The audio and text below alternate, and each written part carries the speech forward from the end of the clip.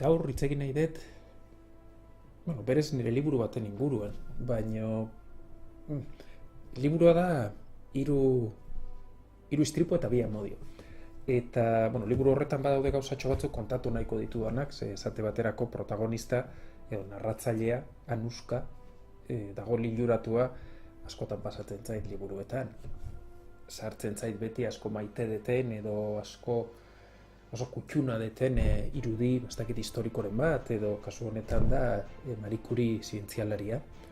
Protagonista dago asko miresten du Marie Curie, orduan askotan erabiltzen du aitzaki edo, nik erabiltzen dut aitzaki sartzeko Marie Curieren kontuak. Baina hori urrengo baten hitz egingo dut Marie Curiez eta agertzen diren beste kontu batzu ez. Baina niretzat liburu horretan, adibidez, ze nahi urte batzuk Damaskit idazten eta oso kurioso egiten zait oraindik ere prozesua. Edo, ze badirudi, hor grekoek eta esaten zuten musak daudela adibidez, ezta? Bederatzi zaki hor belarrira edo xuxurlatzen dizutenak, zuk bere sortu ezin dezuna, beraiek xuxurlatzen dute, eta badirudi, sortzen ari zarenien, halako zerbait dela. Nik ezin dut arrazoitu, ezingo nuke azaldu nola asmatzen den zerbait. Benetan, ematen du, ni jartzen naiz eta egin beharreko edo bakarra da sintonizatu. Nolabait hor dagoen musika hori entzun eta papereratu edo pantailaratu. Hiru istripu eta bi amodio liburuan, abia puntua, esate baterako, nik banituen hor ariak solte, badago narratzaile bat, badago Marie Curie, badago beste mutil bat, beste ariak, baina falta zitzaidan txinparta, falta zitzaidan pospoloa piztea, eta badakit nola funtzionatzen duen horrek da pixka bat erradarra piztea eta egotea adi. Eta alako baten irizitzaidan historio bat, beti nabile kuskusean xirrekitu guztiak arakatzen. Eta historio hori entzun nunin, parregin nun, ze historio grasiosoa zen. Ez nun sinistu esan zidatena, alegia egia zala. Nik pentsatu nun, kontatu zidatenin, interneten agertzen den fake delako hitako batez, kondaira urbano bat, norbaitek asmatu du. Baina, esaten zidaten, ez hau benetan gertatu zen, datu gehiago junitzen jasotzen, eta badirudi benetakoa zala. Kontua da, bost axola, benetakoa zen edo ez, ze italiarrek esaten duten moduan, halako zerbait, esaten dute, si no è vero, è ben trovato. Hau da, egia ez balitz ere, ondo kontatua dago, eta historia oso asko gustatzen zait. Kontatu nahi dizuet, ikusteko, ze ondo pasatu nuen entzun nunin, eta gero nola sartu zitzaidan historia. Imaginatu egoera, laguntalde bat, juten da, eskiatzea.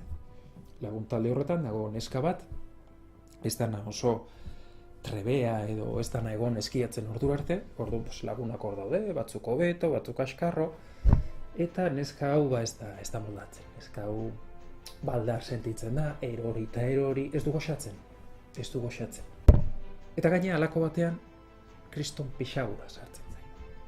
Orduan deseroso sentitzen da, ikusten ditu lagunak gora eta bera, eta beak erabakitzen du, zu gelditu zaitezte hor, ni bueltatuko naiz aterpera, eskeskatu, ni bani joa bakarrik, eta abiatzen da, hola edo ala, ze kosta egiten zaio, eskia jantzita abiatzen da, pixka bat desbideratzen da, dagoen pistatik edo, eta pixagura. Eta ezin aguantatu, eta ikusten du ez dela iristen aterpera, eta, saiatuko naiz, ez da aguantatzen. Aztertuko naiz, hemen ez nagoenok ikusten, badirudi zua eskatxo batzu daudela, imaginatu eskiatzean askotan zenbat arropa eta eramaten da, imaginatu neska gaixua, arropa erantzten nola edoala, jaizten ditu prakak, azten da txixeit, eta begiak izten ditu, ez? Hola, imaginatzen dut zen olako plazerra da azkenean ere. Talako batean sentitzen du brisa moduko bat, haizea aurpegian. Eta begitxo bat irikitzen duenean, non ikusten non, konturatu gabe eta begiak itxita zegoela eskia jantzita, tipitapa abiatuta zegoela, eta zegoela pista barruan gero taskarrago. beak, imaginatu, ondo jantzita eta praka jetxi gabe ezintzan moldatu eskiatzen, pues imaginatu praka guztiz jetxita eta ja abiadura hartuta bera, ze beldur sartu zitzaion, ikusita pistan sartzen ari zala, eta etzekiela franatzen, saiatzen zan, etzekin, gero taskarrago, bizkor, eta hor nonbait ikusten du aurrean norbait, ez daki saiesten, ez da kapaz, harrapatzen du ematen dio kriston kolpa, bialtzen du airean, eta beak aurre jarraitzen du. Eta segitzen du bera, bukatzen zaio pista modukoa, ikusten du ez dagoela inor inguruan, nola edo ala baztertzen da, lortzen du jastea edo, desagertzen da, eta juten da, lortzen du aterpera iristea, lotxa eginda dago, sartzen da logelan, eta ez du erten nahi. Gelditzen da, horrengo goizean, inori ezer esan gabe, lagunak etortzen dira, zemoruz ondo, lo egin nahi dut, ez nago ondo. Gelditzen da, eta horrengo goizean, lagunak berriro pistara jo nahi dutenean, beak esaten dira, behitu, zaigi, koxatu, ni hemen gelditzen naiz. Gongo naiz zea hor dagoen tabernatxora, eta hor geldituko naiz, ez naiz mugitzen hemendik. Kriston lotxa sentitzen zuen.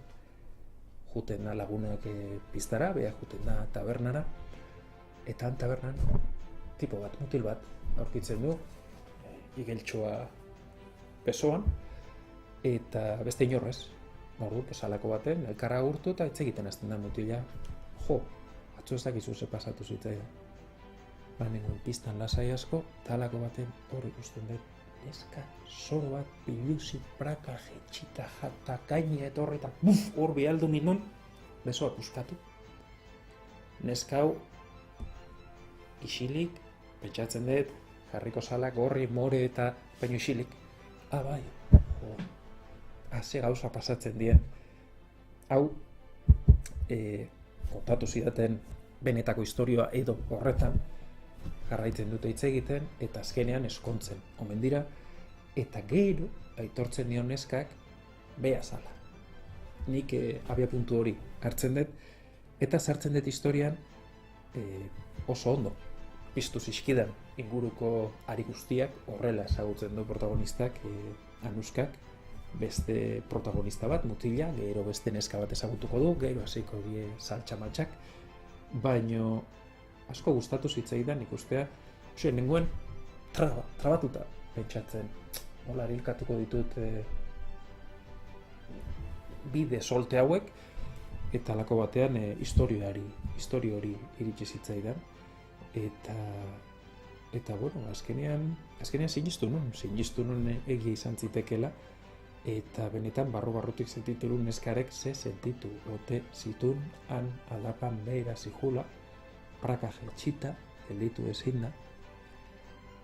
Bueno, niri ondo etorri zitzaidan, beraz, zorionekoa ni, eta bueno, zorionekoa beraz, azkenean, uste, maitesun norbait ezagutza lortu zuen. Ez dakidana da, ze gertatu zen, beak aitortu eta gero, hori ja ez zidaten kontatu, baina pentsatuko deu ondo hartuko zuela.